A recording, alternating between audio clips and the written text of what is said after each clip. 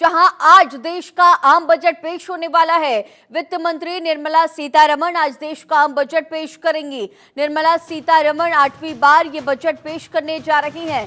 सुबह 11 बजे संसद में बजट पेश होगा। मिडिल क्लास को इनकम टैक्स में राहत मिल सकती है, ऐसी संभावनाएं जताई जा रही हैं। इसके साथ ही अगर हम किसानों की बात करें तो किसानों के लिए भी बड़े ऐलान की संभावना है। आज केंद्रीय वित्त मंत्री निर्मला सीतारमण 8वीं बार देश का बजट पेश करने वाली हैं। सुबह 11 बजे संसद में निर्मला सीतारमण बजट पेश करेंगी। मोदी 3.0 का ये पहला पूर्ण बजट होगा।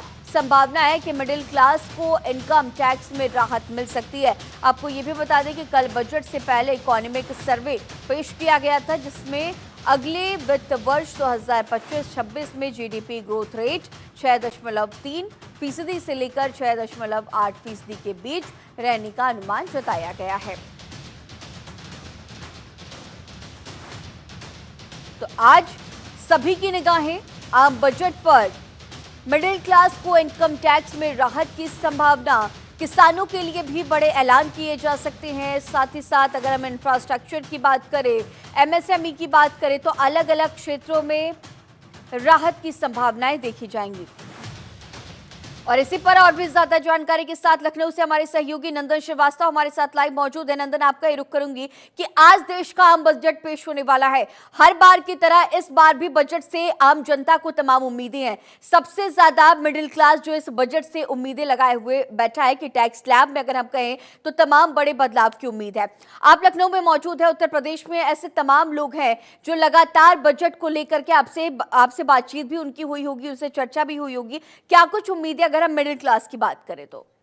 अब बिल्कुल गरिमा, देखिए आज जो बजट पेश होगा यानी कि निर्मला सीतारमण जो बजट पेश करेंगी वो 8वां बजट होगा। और इस बजट की खास बात यह है कि आम जनता के साथ साथ कहीं ना कहीं किसान और महिलाओं और जो युवा है उनके रोजगार को देखते हुए ये बजट बनाया गया। तकरीबन 6 महीने इस बजट को बनाने में लगे और इस बजट में हर वर्ग का ध्यान रखा गया है। अगर आम जनता की बात करें, व्यापारियों की बात करें तो इस बजट से खासा उम्मीद है। खास करके जो रोजगार पेशे वाले लोग हैं उनको अपनी नौकरी से और कहीं ना कहीं जो नौकरी कर रहे हैं उनको अपने कहीं ना कहीं सुविधा से काफी उम्मीदें जताई जा रही हैं कि इस बजट में उनको काफी रिलैक्सेशन मिलेगा। और निश्चित तौर पे जब जहां तक हमें अंदेशा है, जहां तक बजट की बात करें तो उम्मीद जताई जा रही है कि जो आज बजट पेश करेंगे वित्त मंत्री, उस बजट में कहीं ना कहीं पेट्रोल डीजल सस्ता होने के साथ साथ जो टैक्स स्लैब है उसमें भी रिलैक्सेशन देने की उम्मीद जताई जा रही है। उसके अलावा अगर बात करें गरिमा, तो कहीं ना कहीं जो नौकरी है, नौकरी को भी और रोजगार देने की यानी ट्रेनिंग देने के लिए एक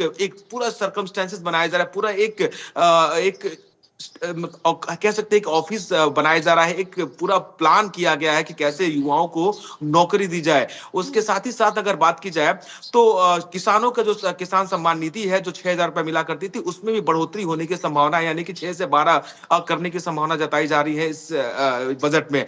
तो कई सारे ऐसे हैं जो इस बजट में पेश किए जाएंगे जो सीधे तौर पर किसान के साथ साथ आम जनता भी इससे लाभान्वित होगी। और निश्चित तौर पे वो इसी चीज की उम्मीद भी कर रहे हैं कि जो बजट 8वां बजट पेश करेंगे वित्त मंत्री उसमें कहीं ना कहीं वो लाभान्वित हो, उनका रिलैक्सेशन हो।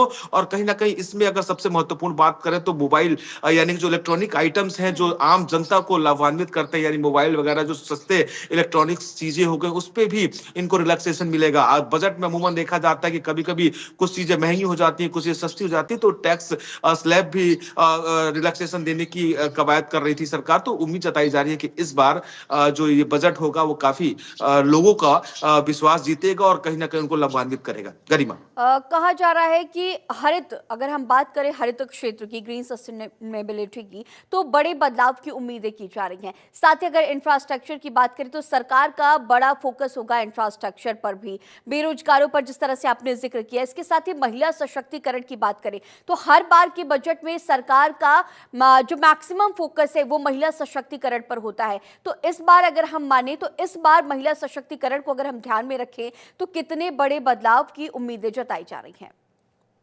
देखिए, निश्चित तौर पे सरकार चाहे वो केंद्र हो या फिर राज्य सरकार हो, कहीं न कहीं महिलाओं के प्रति जो उनका रुझान है, जो उनको सशक्त करने की जो उनकी मंशा चल रही है, जो उनका एक पूरा का पूरा प्लेटफ़ॉर्म चल रहा है, वो निश्चित तौर पे इस बजट में भी देखने को मिलेगा कि महिलाओं को सशक्त करने के लिए जो भी उपाय हों, वो करेगी सरकार। और इस बजट में भी ये कयास लगाए जा रहे हैं कि इस बजट में महिलाओं के लिए काफ़ी पिटारा होगा। और जब 11 बजे के करीब में जब वित्त मंत्री निर्मला सीतारमण बजट पेश करेंगी, तो ये सबकी निगाह उस टीवी चैनल्स पे होगी जहां पे वो अपने बजट को पेश कर रही होंगी और सब उनके बजट को सुनने के लिए तैयार होंगे और कहीं ना कहीं ये उम्मीद जता रहे होंगे कि उनके लिए कहीं ना कहीं इस बजट में काफी महत्वपूर्ण चीजें हों। जैसे कि हम बात करें शिक्षा की, रोजगार की, जैसे मैंने पहले बताया महिलाओं को सशक्त करने के लेकर, साथ ही साथ टैक्स स्लैब में गिरावट। उसके अलावा बात की जाए तो इलेक्ट्रॉनिक्स आइटम जो है आयात निर्यात के करने के लिए, जब वो आयात निर्यात कम होगा तो कहीं ना कहीं वो सस्ते होंगे। साथ ही साथ जो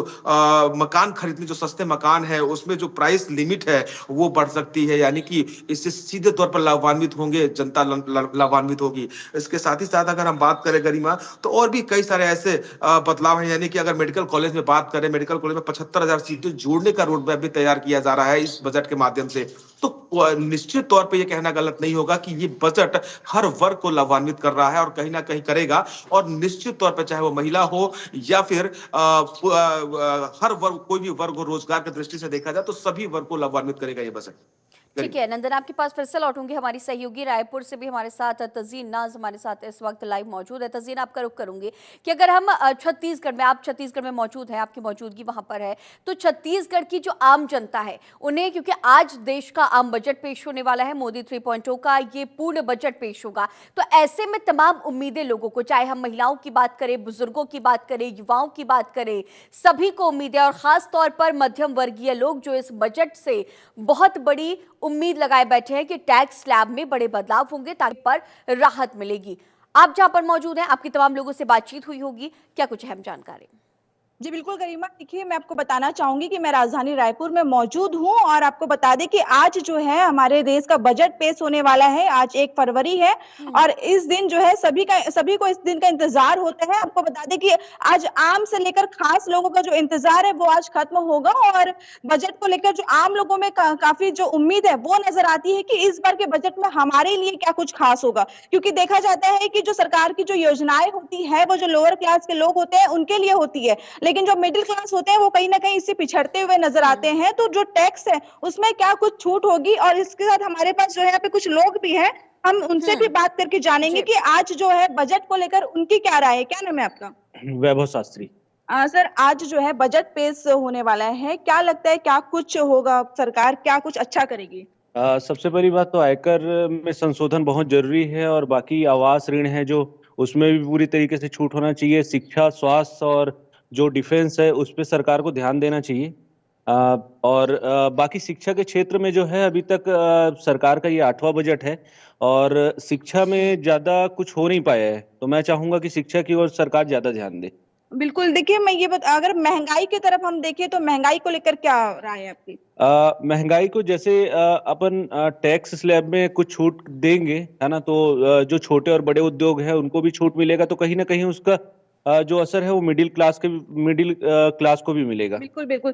देखिए गरिमा, हमारे साथ और भी लोग हैं, हम उनसे भी बात करना चाहेंगे। आज बजट पेश हो रहा है सर, क्या लगता है आम लोगों के लिए इस बार कितना ध्यान रखा जाएगा? इनकम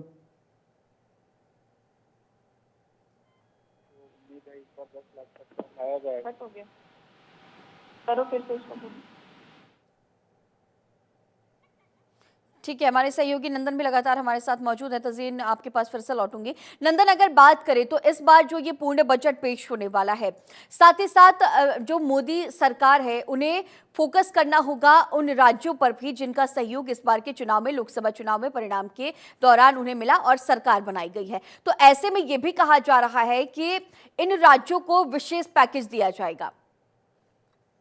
बिल्कुल, निश्चित तौर पे विशेष पैकेज की बात कहेंगे बिल्कुल जैसा कि बात करूँ मैं बिहार की बात करूँ या फिर तमाम ऐसे राज्य हैं जहाँ पे उम्मीद जताई जा रही थी कि उन्होंने सपोर्ट किया और कहीं न कहीं उस राज्य के वो ऐसे क्राइटेरियाज़ थे कि पीएम बनने में कहीं न कहीं अहम भूमिका रही प्रधानमंत्री नरेंद्र मोदी का। तो अब जब आ रहा है ये बजट आ रहा है, बजट आम से लेकर खास तक का है। इसमें निश्चित ये नहीं कह सकते हैं कि किसी पर्टिकुलर के लिए या फिर पर्टिकुलर राज्य के लिए तोहफ़ा देगी सरकार। चूँकि सवाल तमाम खड़े हो सकते हैं और निश्चित तौर पे सवाल खड़े करने के लिए विपक्ष तैयार भी है चूंकि वो मौका ढूंढने को तैयार है और कहीं ना कहीं इस बजट 8वें बजट में ये पुरजोर कोशिश की गई है कि आम से लेकर खास तक हर वर्ग को साधा जाए, चाहे वो महिला हो जैसे मैंने बताया, आम आम वर्ग के जनता हो या फिर किसान हो या फिर महिलाएं हो या फिर युवा हो जो रोजगार तलाश रहे हैं या फिर मेडिकल क्षेत्र में देखे तो इन तमाम वर्गों को साधने की कोशिश की गई है। छह जैसे मैंने बताया आपसे 6 महीने प्रॉपर लगे इस बजट को बनाने में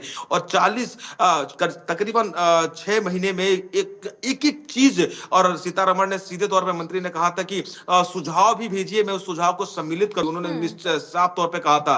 तो उनका कंसर्न सिर्फ इतना सा है कि हर वर्ग को कैसे साधा जाए, हर वर्ग को क्या क्या लाभान्वित कैसे किया जाए, इस पे पूरा फोकस था और इस बजट में वो देखने को मिल सकता है कि हर वर्ग को कैसे लाभान्वित किया जाए। कुछ ना कुछ उस पिटारे में जरूर है हर वर्ग को लेकर, चाहे वो रोजगार की दृष्टि से बात करें या आम जनता की दृष्टि से बात करें या किसानों की दृष्टि से बात करें या फिर महिलाओं की दृष्टि से बात करें या कह सकते हैं राज्य की दृष्टि से। जब एक ठीक है। वर्ग लाभान्वित होगा तो राज्य भी लाभान्वित निश्चित तौर पे होंगे उससे।